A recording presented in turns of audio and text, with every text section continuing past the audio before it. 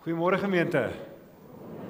Hartlik welkom vanoggend by ons erediens. Ek hoop jy het lekker saam met ons gesing en dat u net 'n kort tydjie gehad het om tot verhaal te kom so aan die begin van 'n nuwe week, of die van julle wat nog daarin vashou dat die einde van die vorige week is, dat dit net vir u tyd is om stil te word saam met die Here, want dit is ons oortuiging dat die Here ons hier kom ontmoet en mag dit vir u tot groot seën wees hierdie tyd wat ons saam het. Gemeente, net 'n paar afkondigings. Eerstens wil ek net sê dat ons vanoggend ook aan my kollega Koenie dink. Hy is besig om uit te draf by die VGK gemeentes, by in Mount Pleasant en in Houston. So hy maak verskoning vir vanoggend ook vir die nagmaal, maar hy is ook, soos dat ons hier staan, hard aan die werk. Dan het ons verskriklike opwindende nuus, die van julle wat nog nie op die kommunikasiegroepe gesien het nie. Die leraar wat ons beroep het, is Dominee Rikus Hatting van die Pellisier gemeente in Bloemfontein. En ons is net so dankbaar vir hierdie proses en almal wat deelgeneem het daaraan, dat dit nou tot hier toe gekom het. En ons is so dankbaar vir julle voorbereiding en almal wat meelewend was in hierdie proses, 'n proses wat al eintlik, ek en Koenie praat, eintlik al begin het toe hy ook hier aangekom het 4 jaar gelede. Toe het ek en hy en oom Willem en oom Michiel al met elke leraarsbeplanning wat ons gehad het, begin dink aan hierdie moment wat ons ratte gaan moet uiteindelik verander wanneer die aflosstokkie oorgegee word. En ons is opgewonde. Ons is nog nie aan die einde van hierdie proses nie. Hierdie proses is nog nie klaar nie. Ek het vir een van die buurtannies van my, Tannie Sannie, ook vertel, dit is net nie nou die einde nie. Ons moet nou 2 keer afkondig dat hy beroep is, en dan is daar 'n proses wat ons nog omtrent van 'n maand, waar hy moet bid en waar ons met hom moet praat en die proses moet voorsit voordat hy aan die einde van daardie tydperk vir ons 'n antwoord gee. So ons gaan nog 'n hele paar keer van die vooraf met u deel waar ons is met die proses. So asseblief julle moenie ophou bid nie. Nie net vir hom nie, maar ook vir ons proses in die gemeente en hoe ons, as dit die Here se wil is, dat hy wel die beroep aanvaar en hiernatoe kom, hoe ons op mekaar kan vind en hoe ons tot die bes ons vermoë weer tussen ons een goeie leraar sal maak om die Here se gemeente hier in Onrus te kan bedien. Geliefdes, u die hartklop ontvang en ek wil u net attent maak op die laaste bladsy. Daar is die bestuursvergadering se paar punte. U sal daar 'n hele paar goed sien wat u asseblief net van kennis moet neem. Byvoorbeeld die gemeentefees op die 18de Oktober. Dit gaan hierdie jaar saam met ons 10de maand. So daar's 'n spitbraai wat ons beplan. Asseblief boek die 18de Oktober uit. Groot asseblief gemeente, ons wil fees vier. Die gemeente is 25 jaar oud en dis iets wat ons regtig waar saam moet celebrate. So asseblief moenie dit mis nie.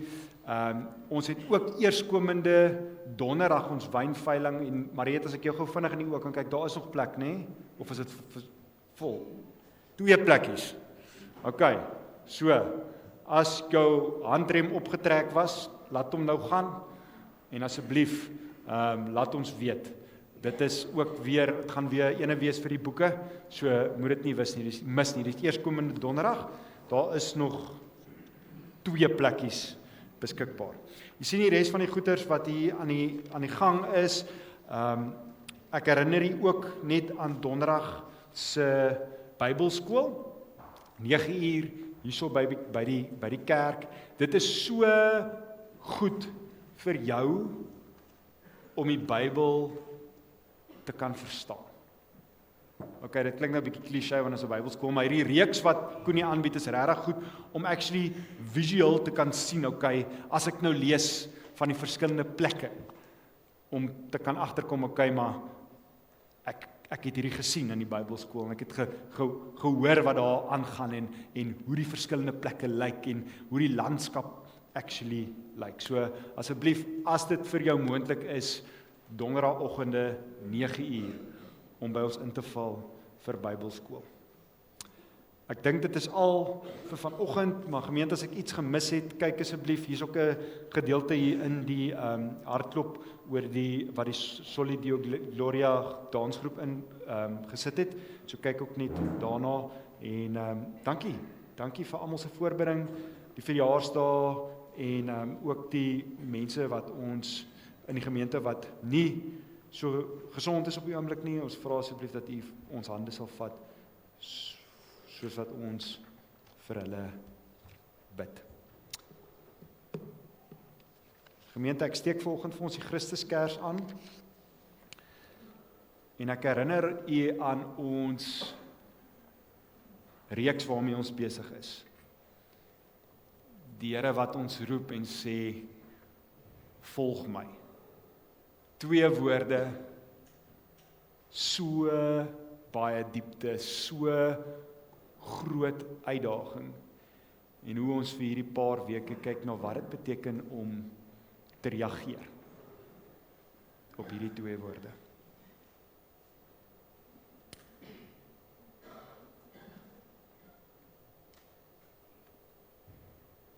Om gemeente genade, vrede en liefde van God ons Vader en ons Here Jesus Christus deur die kragtige werk van die Heilige Gees. Amen. Ons het nou geleentheid om die Here te dien met ons dankoffers. Die rooi trein kids kan na vore kom, maar net voordat ek ietsie verder sê oor die rooi trein kids, wil ek net vinnig ietsie sê oor die gemeentekamp. Dis nog iets vir julle kalender. 23 tot 25 Oktober. Hier is 'n kort videoetjie. Die videoetjie is nie so goeie gehalte nie, maar kom ons kyk na die videoetjie en rooi trein maats, dan kan julle na vore kom. Baie dankie.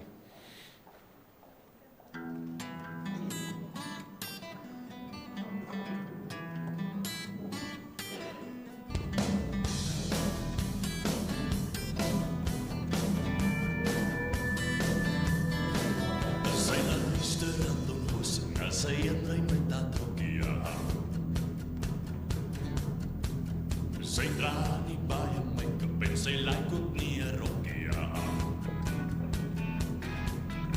Sy eet biltong en braaivleis, sy fyn soos 'n koei. Ek kan nie onthou hoe ek haar sou wil stoei. Sy rol haar oë as sy kyk vir 'n high heels en stable jeans. En ek val vir jou, soos die maan hier op die soek na jou en nog 'n keer. En dan vraag toe, en is die bloed wat in my are gaan.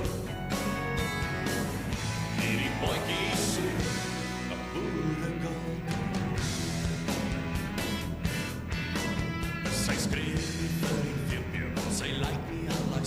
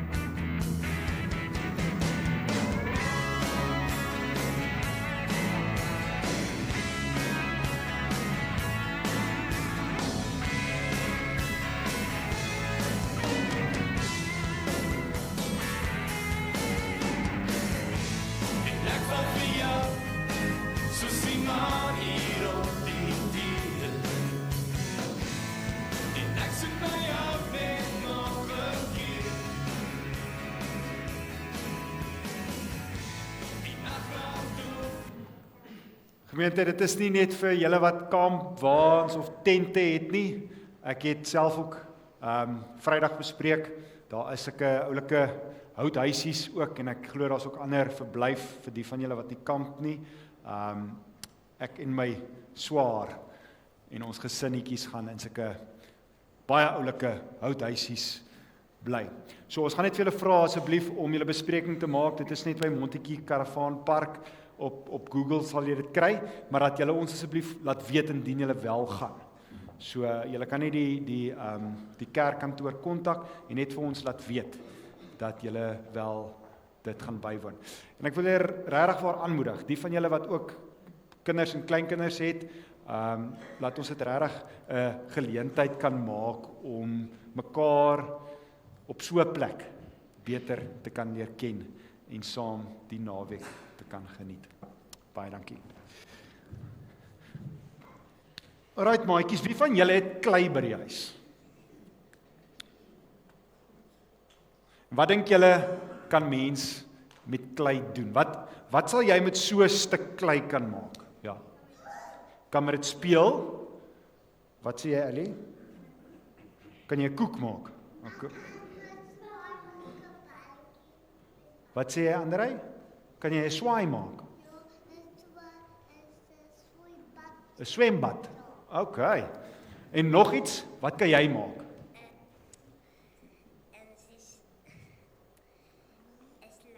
Kan jy 'n slang maak? Ja, nee. Daar's verskillende goedjies wat mens met 'n stuk klei kan maak.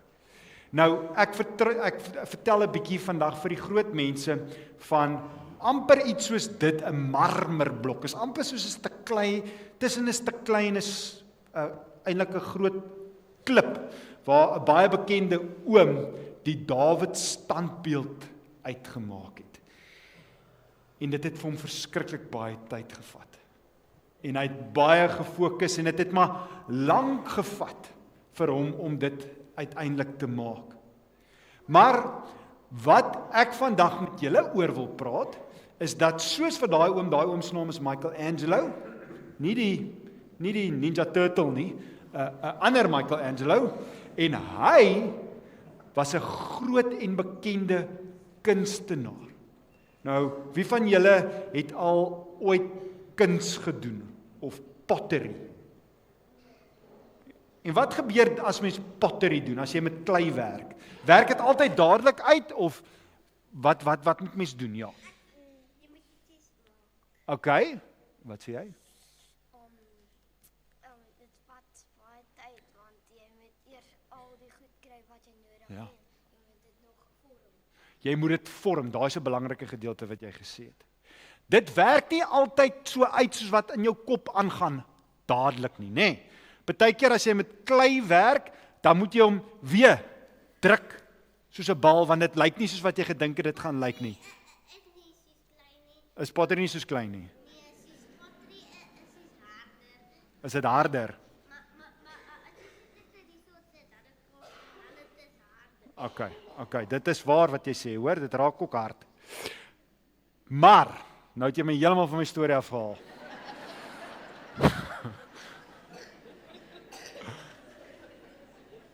Wanneer ons met klei werk, partykeer gaan jy weer van voor af moet begin. En wanneer ons dink aan ons lewens as kinders van die Jesus, dan is dit amper soos Jesus wat 'n kunstenaar is, soort van soos Michelangelo, wat met ons, wat soos klei is, werk. En hy's die heeltyd besig om ons te vorm en om goedjies reg te maak wat nie soseer altyd so goed werk nie en ons te leer in die proses hoe Jesus is en dis alles deel van hoe hy ons vorm wanneer ons klei is. Ons praat baie keer en ons sing dat Liewe Jesus die pottebakker is en ons is die klei. By die groot mense praat ons oor disippelskap en dis presies wat disippelskap is. Ons lees in 'n stuk van die Bybel met die naam Romeine dat God ons gelykvormig maak aan die beeld van sy seun. Met ander woorde, hy vorm ons soos klei om meer en meer te doen en te lyk en te praat soos wat Jesus praat. En dis, liewe Jesus, se droom vir jou. Dat jy soos klei sal wees vir hom. Dat hy jou kan vorm en maak om meer en meer lief te hê soos wat hy lief het. Om te kyk soos wat hy kyk na ander maatjies, om te gee soos wat hy omgee, en om uiteindelik net te wees soos wat hy is. Mag jy soos klei wees in liewe Jesus se hand. Mag jy weet dat liewe Jesus nie klaar is met jou wanneer jy 'n foutjie maak nie. Hy is besig sonder ophou om jou te vorm en te maak en te slyp. Kom ons bid saam. Liewe Jesus, baie dankie dat U nie opgee op ons nie, dat U nie net as ons 'n fout maak sê, dit is maar net 'n slegte stuk klei nie, maar dat U aan mekaar aanhou om vir ons te vorm soos wat U wil hê ons moet wees. Help ons, liewe Jesus, om dit toe te laat. Help ons soos klei te wees wat gevorm kan word, deur gehoorsaam te wees en deur ons oë op U gerig te hou. Ons bid dit in Jesus naam. Amen. Baie dankie maatjies, julle kan na julle klassies toe gaan.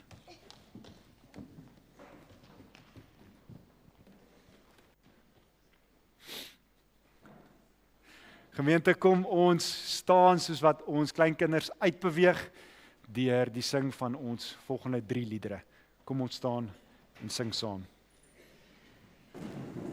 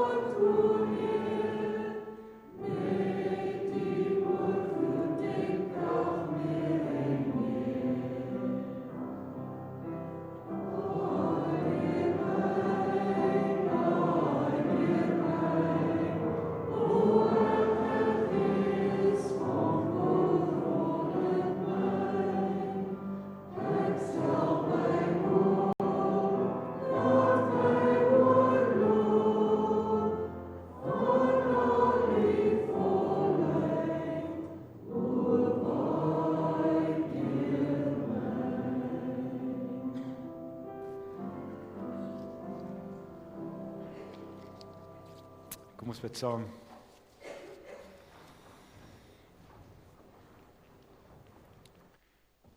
Here, ons hoor U roepstem. U roep ons. U kyk na ons, U sien ons raak. U is lief vir ons en U sê, volg my. En Here, ons bely, ons het al so gewoond geraak aan hierdie twee woorde. Van kleins af is ons al besig met disipelskap kursusse en volgelingskap nadenke.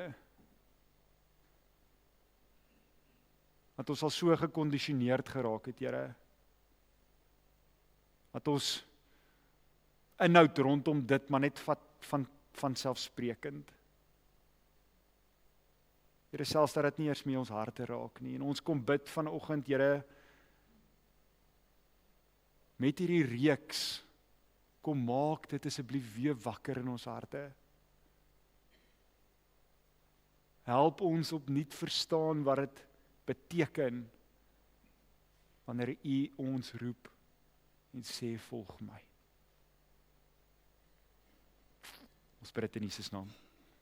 Amen. Gemeente, vanoggend lees ons uit een van die briewe van Paulus wat hy geskryf het, die ene wat hy geskryf het aan die gemeentes in Rome. En ons lees woorde uit, volgens my, seker een van die mees aangrypende gedeeltes van hierdie hele brief. 'n Gedeelte waar Paulus met gelowiges praat, mense wat die lewe van 'n gelowige ken en wat weet dat die geloof 'n mens nie vrywaar van dinge soos swaar kry, lyding en gebrokenheid nie. Hy praat enkele verse voor die gedeelte wat ons nou gaan lees, juis oor dinge soos dit, oor lyding in die teenwoordige tyd. Hy skryf oor die skepping wat sug, en selfs oor gelowiges wat sug. En hulle doen dit terwyl hulle besig is om te wag vir hierdie vreemde ding genaamd verlossing wat God beloof. En tog, binne hierdie spanning met wat hulle besig was om te beleef en die afwagting vir hierdie ding genaamd verlossing, verklaar Paulus dat hulle maar kan weet dat God voortdurend en in alles aan die werk is. Dat daar niks is nie, geen swaar kry, mislukking, of enige ding wat hulle nie kan verstaan nie, buite die hand van God val nie. Want, agter alles wat ons sien, net soos in die tyd van Paulus, toe hy die brief aan die gemeente in Romeine geskryf het, in dit alles staan daar 'n God met 'n doel. En daardie doel, soos ons nou gaan lees, is om die wat aan hom behoort, al hoe meer gelykvormig te maak aan die beeld van sy seun, Jesus Christus. Daarom luister ons vanoggend nie net na vers 28 as 'n belofte wat uiteindelik sal uitwerk nie, maar dat dit binne die groter verhaal van God met mens afspeel. Dat dit hierdie verhaal is wat juis die verhaal is van 'n God wat red, God wat roep, regverdig en uiteindelik verheerlik, selfs al bevind ons onsself in moeilike tye.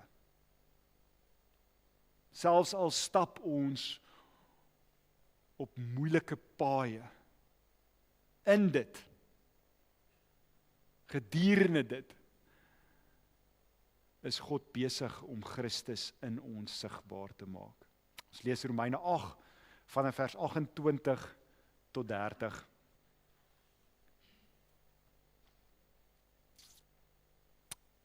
vers 28. Ons weet dat God alles ten goeie laat meewerk vir die wat hom liefhet. Die wat volgens sy besluit geroep is. Die wat hy lank tevore gekies het hy ook bestem om gelykvormig te wees aan die beeld van sy seun, sodat sy seun baie broers en susters kan hê van wie hy die eerste is. Die wat hy daartoe bestem het hy ook geroep. En die wat hy geroep het hy ook vrygespreek.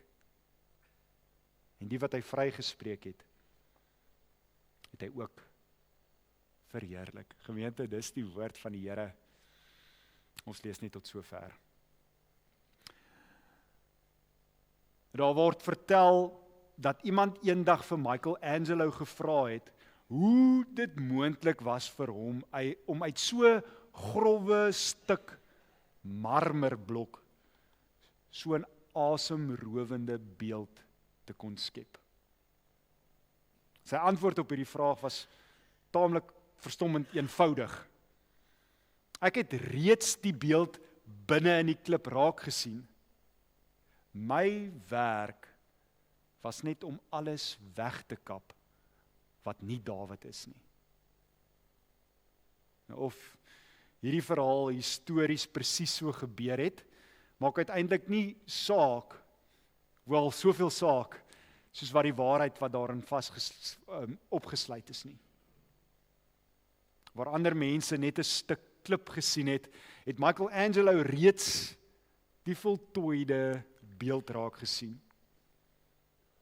Elke hou van sy bytel was daarop gemik om alles te verwyder wat nie aan die Dawid beeld behoort het nie. Hy het nie probeer om iets nuuts te skep nie. Hy het onthul wat volgens hom reeds daarin opgesluit was. Ek wonder of dit nie miskien die manier is hoe ons oor die Christelike lewe behoort te dink nie. Ons dink maklik dat God se grootste doel met ons lewe is om ons net 'n bietjie meer van 'n beter persoon te maak. 'n Bietjie meer geduldig, 'n bietjie meer liefdevol, miskien 'n bietjie minder angstig. Ons dink aan disippelskap as 'n proses waarin God die skerp kante van my persoonlikheid afvuil totdat ek uiteindelik 'n beter weergawe van myself kan wees. Paulus laat egter geen ruimte vir so 'n klein verstaan van die evangelie nie.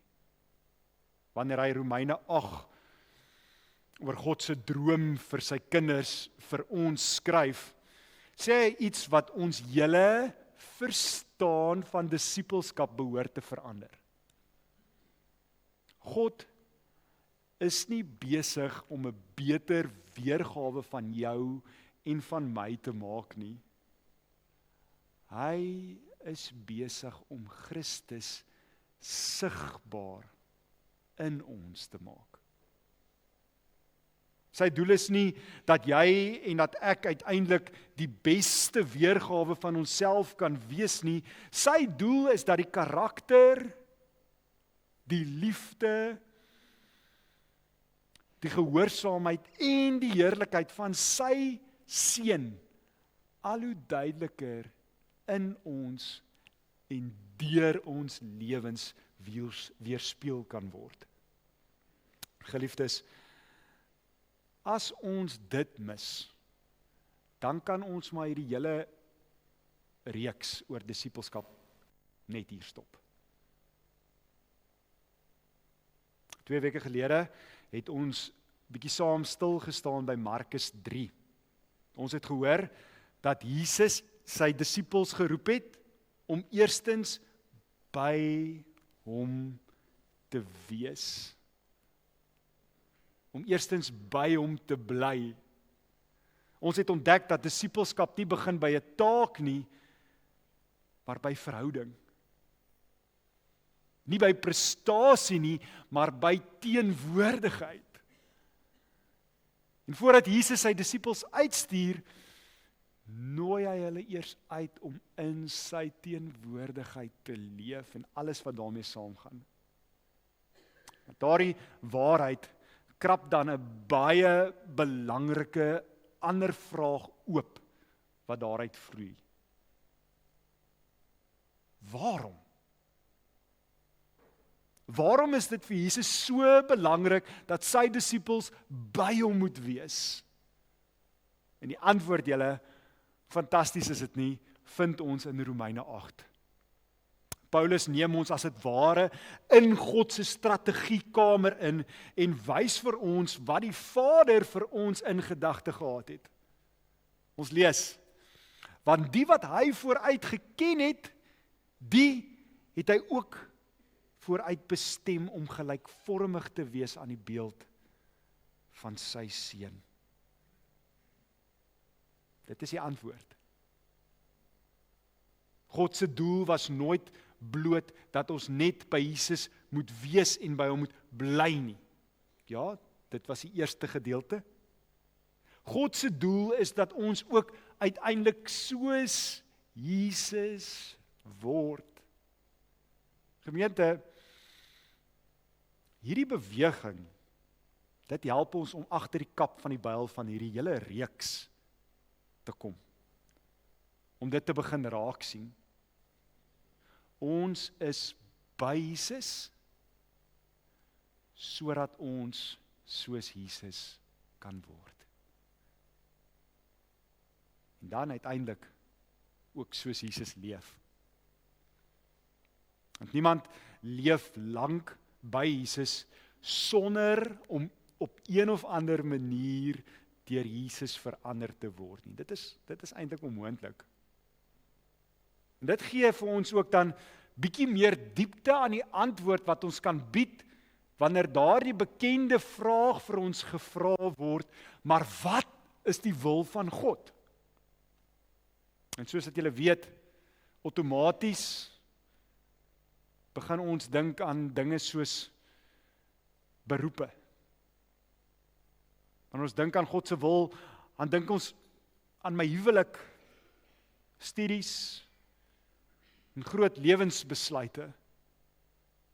Ek sê nie dit is nie belangrike dinge nie, dit is belangrike dinge. Maar wat Paulus besig is om hier te doen, is hy vat ons dieper. Na dit wat dieper lê.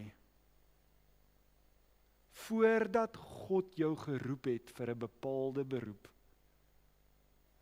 Voordat hy jou in jou gesin geplaas het, en selfs voordat hy vir jou gawes, geleenthede en verantwoordelikhede gegee het, het hy reeds sy groot doel met jou lewe bepaal. En dit is dat die seun deur jou sigbaar word. Sy seun deur jou en my sigbaar word. Soos wat julle kan dink, die ander goeders kan uit dit vloei, maar dit is nie die eerste ding nie, dit is nie primêr nie, dis sekondêr. Dis nie sentraal nie.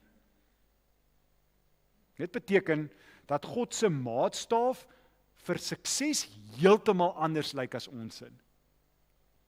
Ons meet sukses aan prestasie, inkomste, invloed en selfs my status.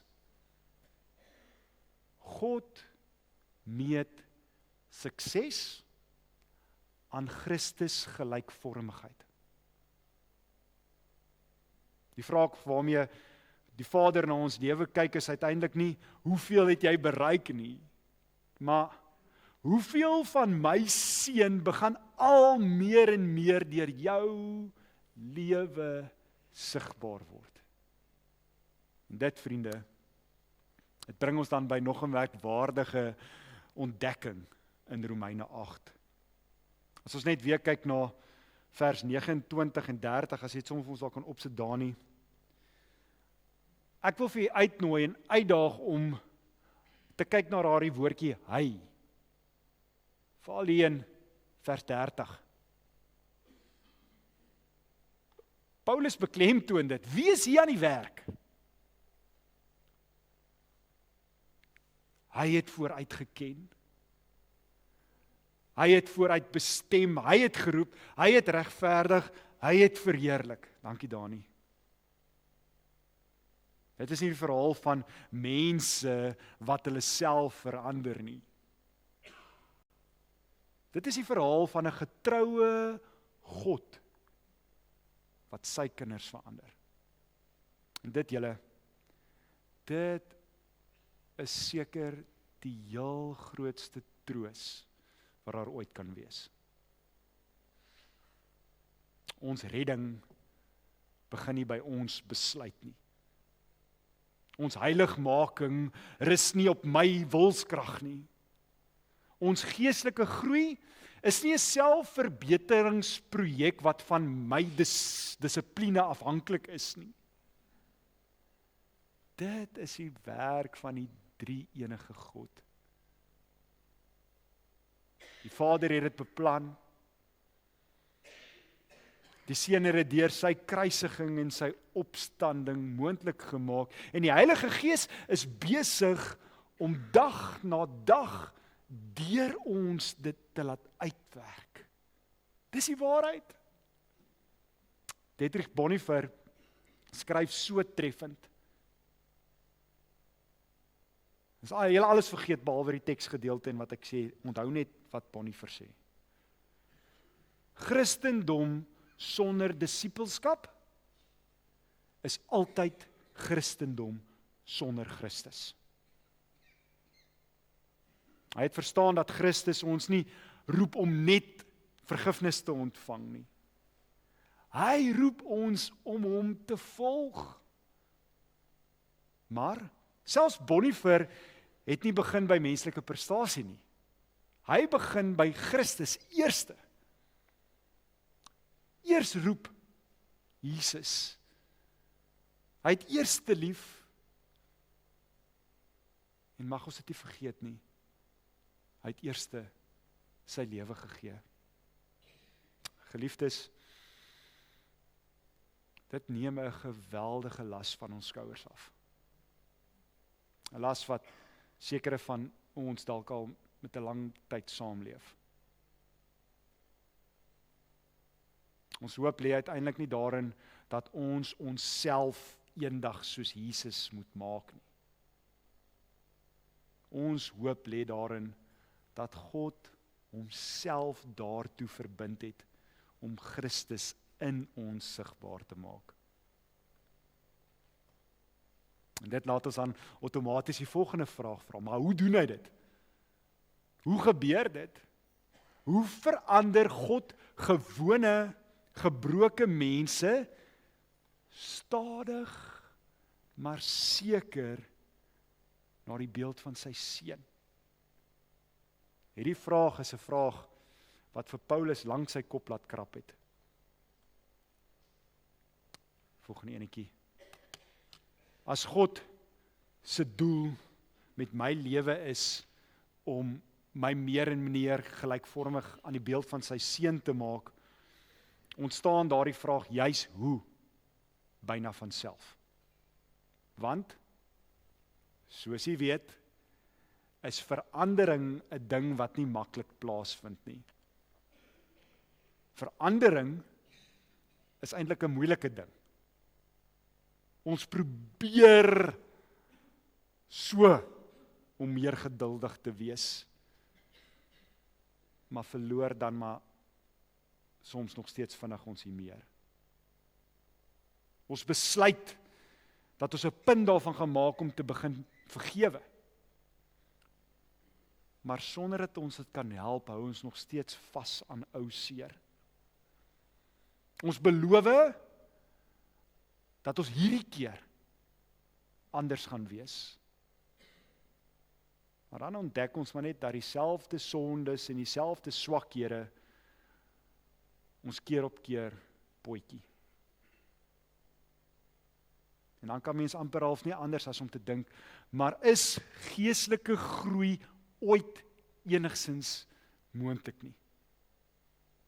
Gelukkig is dit waar Paulus kom en ons reg help. Sal onthou 2 Korintiërs 3 skryf, hy woorde wat Romeine 8 op 'n baie besondere manier aanvul. Ons lees in 2 Korintiërs 3, ons almal aanskou die heerlikheid van die Here en word na dieselfde beeld verander. Let op hoe versigtig Paulus hierso sy woorde kies. Hy sê nie dat ons onsself verander nie. Hy sê ons word verander. Die Heilige Gees is die een wat aan die werk is, vriende. Hy vorm, hy hervorm, hy slyp. Hy kap weg aan alles wat nie soos Christus lyk nie. Dink gerus weer aan Michelangelo en die Dawidbeeld. Nou, moenie my verkeerd verstaan nie, dit beteken nie dat ons passief in dit alles is nie. Disippelskap vra gehoorsaamheid. Dit vra dat ons dag na dag weer sal kies om Christus te volg. Maar julle selfs daardie gehoorsaamheid, dit is nie die bron van my verandering nie. My gehoorsaamheid is die ruimte waarbinne die Heilige Gees werk. Dit bring ons terug na die idee dat om by Jesus te wees die vertrekspunt van volgelingskap is. Waarom het Jesus sy disippels eers geroep om by hom te wees? Omdat ons uiteindelik soos die persoon word by wie ons leef. En ek het ietsie daarvan gesê 2 weke gelede. Dit is maar hoe dit werk in elke verhouding. Kinders begin soos hulle ouers praat. Vriende neem mekaar se maniertjies aan. 'n Egpaar wat dekades lank saam leef, begin op 'n vreemde manier op dieselfde manier reageer, dink en selfs die ondertoon van humor ontwikkel. Nabyheid vorm mense. En dit is presies wat Jesus met sy disippels gedoen het. Hulle het nie net sy preke gehoor nie, hulle het sy lewe aanskou. En sonder dat hulle dit altyd eers besef het, het sy lewe stadig maar seker op hulle begin afsmeer. En dit is waarom Jesus ook nie so hastig was met sy disippels nie. 3 jaar lank stap hy saam met hulle. 3 jaar lank antwoord hy die vrae wat hy al miskien tevore geantwoord het. 3 jaar lank verdraai hy hulle misverstande, hulle twyfel en hulle selfsug. Waarom? Omdat Jesus nie net besig was om hulle iets te leer nie. Hy was besig om hulle te vorm. En God werk nog presies op dieselfde manier vandag. Met AI is kitsoplossings aan die orde van die dag. Ons wil onmiddellik resultate hê. Maar julle, en hierdie beeld spook geweldig by my gedurende hierdie tyd van ons fokus op disippelskap.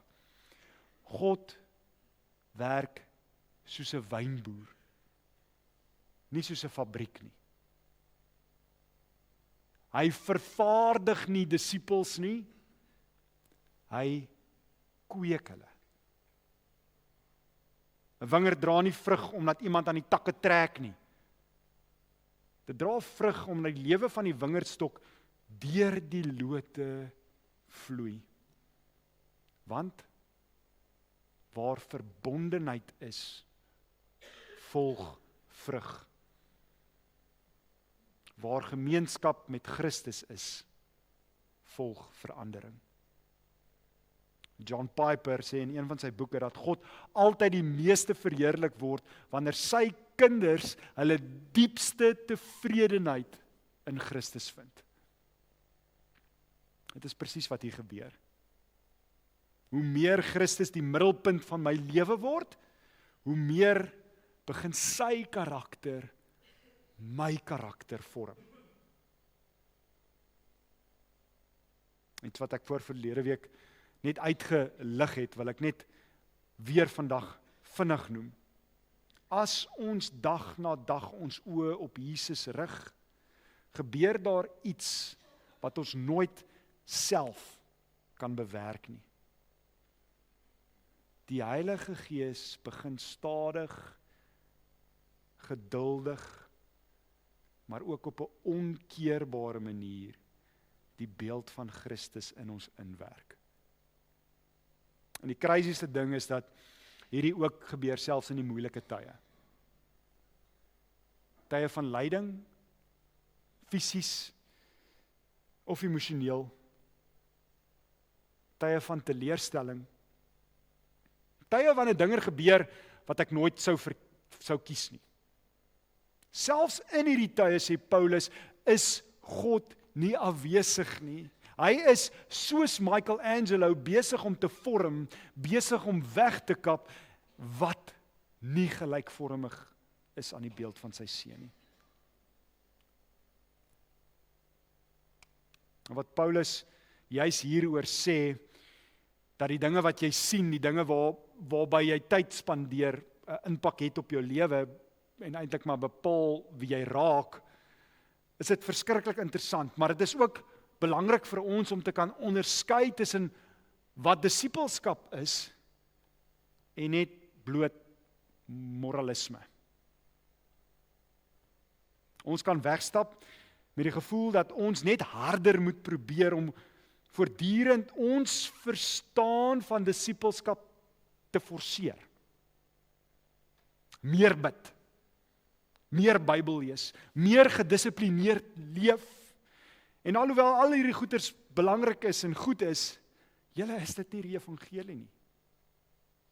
Onthou, Romeine 8 begin nie by ons nie.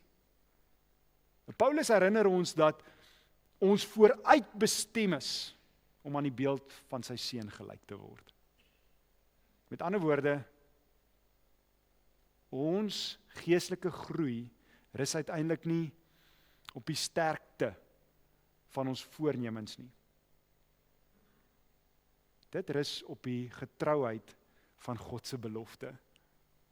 Dit is waarom Paulus onmiddellik na dit wat hy hierso sê uitbreek en seker een van die grootste lofliedere wat ons kry in die Bybel. Ons sing dit in ons gemeente ook. As God dan vir ons is, wie kan teen ons wees? Hy sê nie dat dit is sommer die lewe dan maklik raak nie. Inteendeel, hy praat van swaar kry, benoudheid, vervolging, honger, gevaar, selfs die dood. En tog kom hy dan en verklaar met 'n onwrikbare sekerheid, in al hierdie dinge is ons meer as oorwinnaars deur hom wat ons liefhet.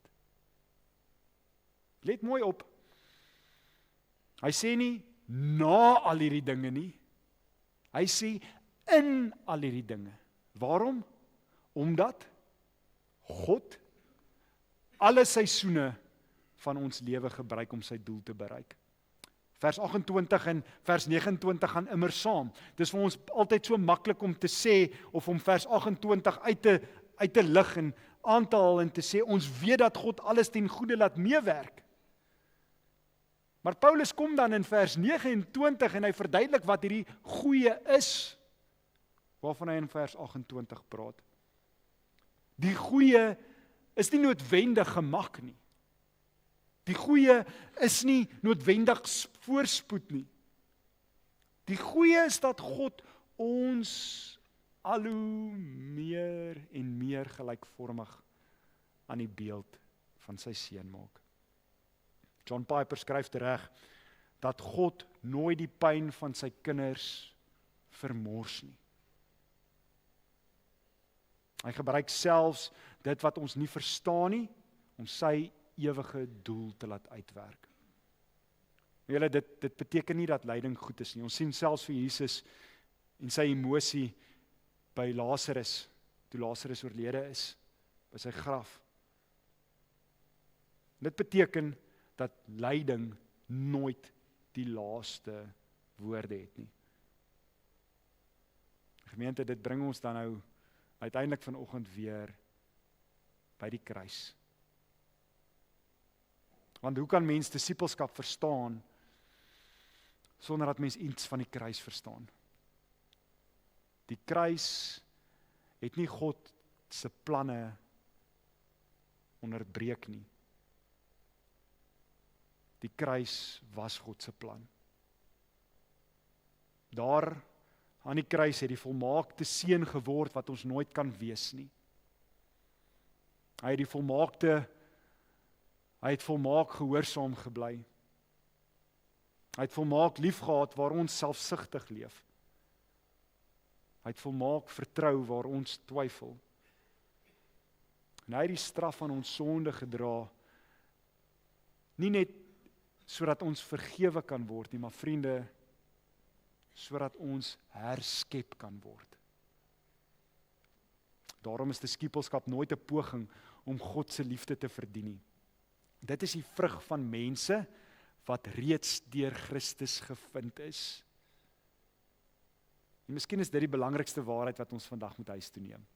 2 weke gelede het ons Jesus hoor nooi, kom wees by my. En vandag hoor ons waarom. Hy nooi ons na homself, omdat sy teenwoordigheid ons verander.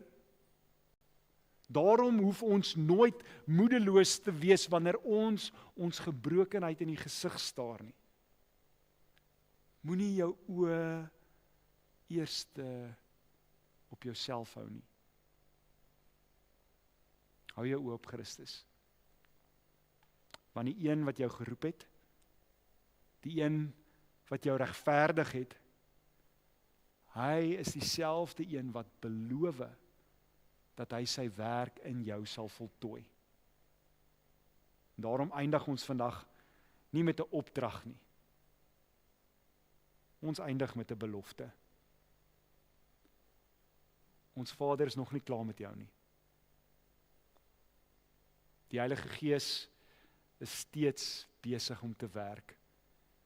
En elke dag wat jy by Jesus leef, word jy soms stadiger as wat jy sou wou hê, maar altyd meer seker as wat jy besef.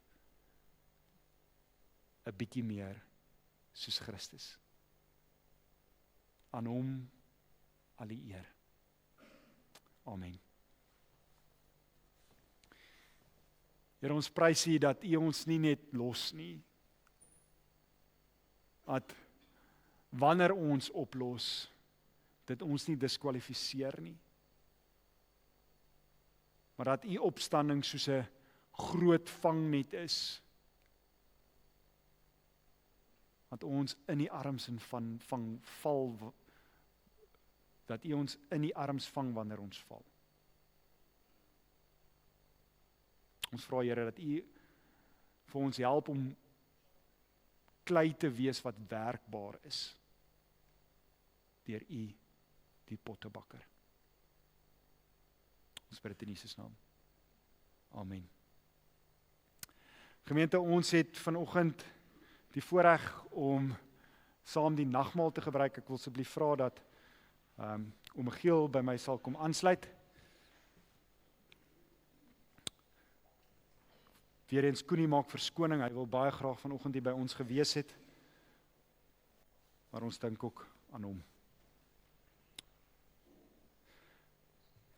Gemeente, ons gaan die nagmaal tekens uitdeel, waarna ek dit vir ons gaan instel, en dan gaan ons dit saam gebruik. So ontvang die tekens, en dan kan jy net so met dit sit. Baie dankie. Eredienswerkers, julle kan maar kom haal.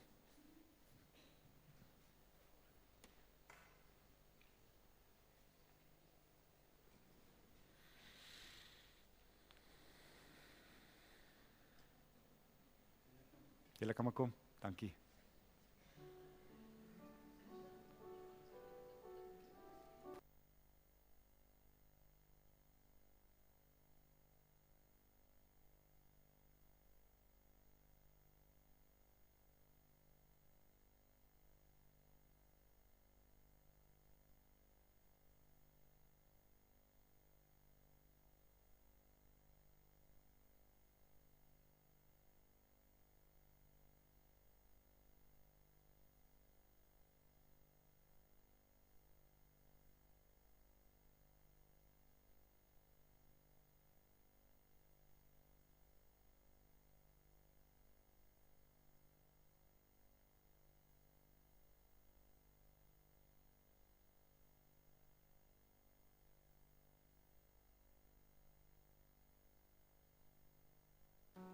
Alles lyk dieselfde kleur. Die binnekring is druiwesap. So die van jou wat graag wil druiwesap kry. Dankie.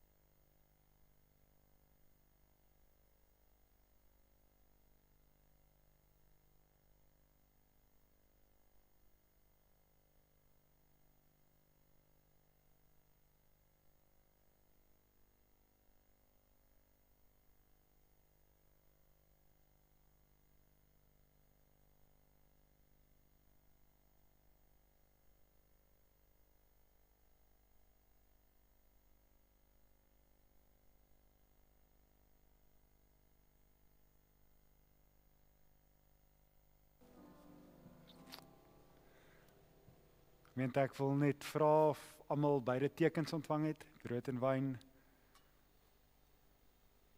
Lyk dan so. Gemeente, ons gaan die nagmaal saam gebruik en nadat ons van die beker gedrink het, as daar enigiemand is wat van die beker self wil drink, dan kan u net vir ons aandui en dan sal ons dit vir u bring. Gemeente, die aand wat Jesus oorgelewer is, het hy met sy disippels gesit en hulle het mekaar in die oë gekyk en hulle het saam geëet en aan die einde was daar ietsie anders wat plaasgevind het. Jesus het brood geneem en hy het wyn geneem. En dit wat ons al jare lank saam doen, waarom? Want Jesus se opdrag was, doen dit ter herinnering. Hou dit aan doen. Onthou my wanneer julle dit doen. En wat het hy gedoen? Hy het uitgebeeld en die disippels laat deel hê aan dit wat sou volg. Sy kruisiging. En dat Jesus se kruis enigiets en alles beëindig, afbreek, wat ooit tussen ons kan staan. Tussen ons en die Here. Die nagmaal, vriende, is om ons daaraan te herinner, dat Christus met ons een word. En dat deur sy genade, God se geregtigheid ons geregtigheid word.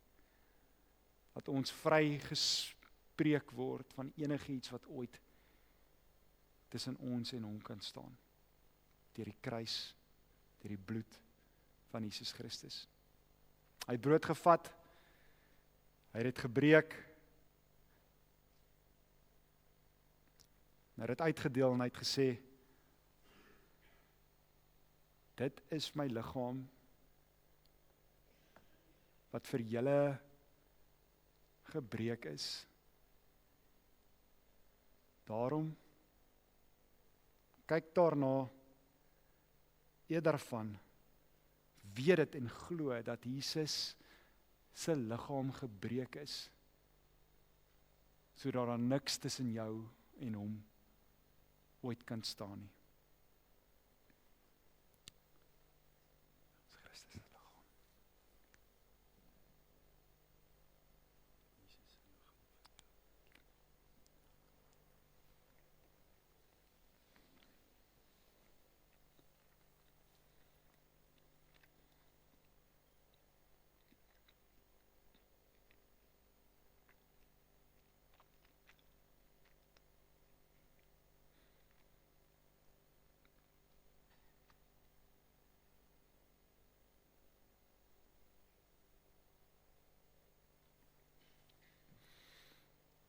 Die beker van danksegging herinner ons aan die bloed van ons Here Jesus Christus wat op Golgotha gevloei het.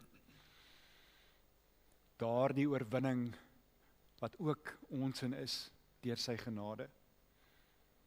Daarom, kyk daarna, drink daarvan, weet dit en glo dat Jesus se bloed gevloei het tot die volkome versoening van al ons sondes. Christus se bloed.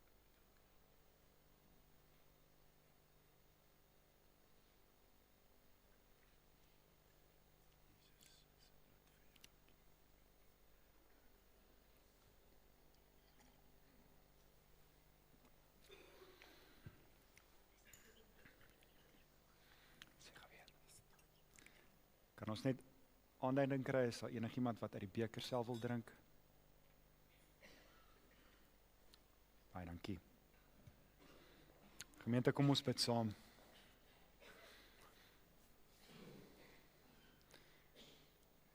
Here, vanoggend dink ons terug. Ons sluit as dit ware aan by u tafel, Here. Vanoggend sluit ons nie net aan by die tafel nie, maar ons staan ook by u kruis.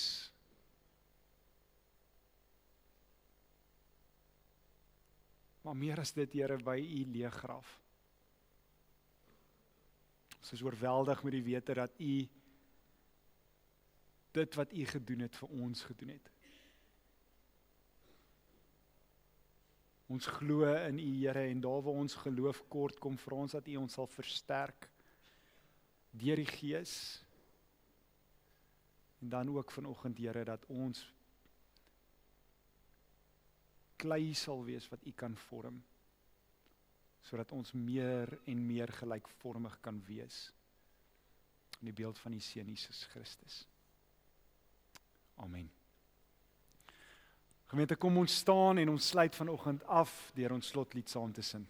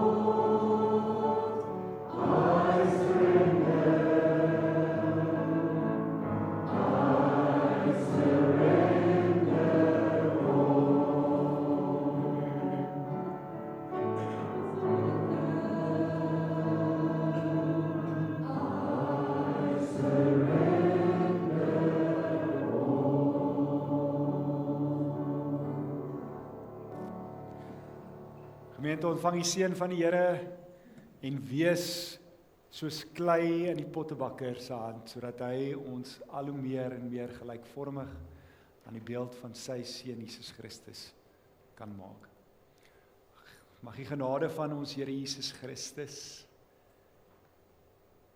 die liefde van God ons Vader, en die troos, die inspirasie, die hier wees van die Heilige Gees met elkeen van ons wees. Amen. Kom ons seën mekaar.